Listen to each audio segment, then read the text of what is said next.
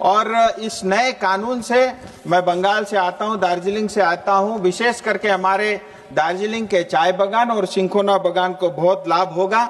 मुझे ये बताते हुए बहुत दुख होता है कि आज पश्चिम बंगाल में अनस्किल्ड लेबर के लिए भी मिनिमम वेज जो है 350 रुपया है, लेकिन प्लांटेशन लेबर एक्ट के अंतर्गत जो है चाय बागान में काम करने वाले श्रमिकों को मात्र 250 रुपये मिलता है।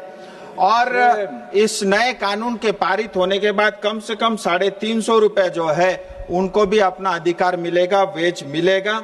और इस नए कानून में प्लांटेशन लेबर एक्ट 1951 को भी हटा दिया गया था, क्योंकि ये अंग्रेज का बनाया हुआ कानून ऐसा था जो श्रमिकों को कई सालों से लूट रहा था। और इस कानून को भी इस नए कानून में जो है समाहित कर दिया गया और टाइमली उनको पेमेंट मिलेगा और ग्रेच्युटी भी मिलेगी। और चाय बागान में बोनस के लिए हर साल आंदोलन नहीं करना पड़ेगा, ये नए कानून की खासियत है।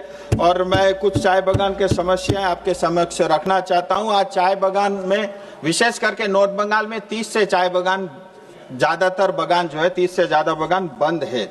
और वो बंद बागान जो है बगैर किसी कंप्लायंस के बंद हो जाते हैं, शेयर होल्डिंग पैटर्न चेंज नहीं होता, उसके बावजूद जो है कोई भी ओनरशिप जो है चेंज कर लेता है और किसी और मालिक के हाथ में चला जाता है।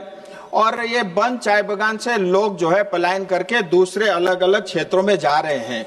उसके कारण जो हमारे वहाँ के लोकल बासिंदा है वो पलायन करके जा रहे हैं और टीएमसी सरकार बड़े आसानी से जो है रोहिंग्यास और बांग्लादेशी घुसपैठियों को चाय बागान में बसा रही है। इनको बहुत तकलीफ होगा, मैं आपको बताना चाहूंगा।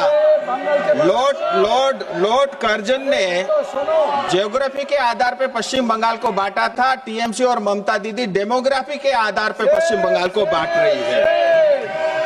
और उसकी सच्चाई में आपके समक्ष रखना चाहूंगा। आज चाय बागान के अंदर में 30% जमीन जो है मालिकों को दे दी गई होटल और रिजॉर्ट बनाने के लिए, लेकिन चाय बागान, दार्जिलिंग के चाय बागान 1860 के हैं और इतने साल होने के बाद भी चाय बागान के श्रमिकों को जमीन नहीं दिया।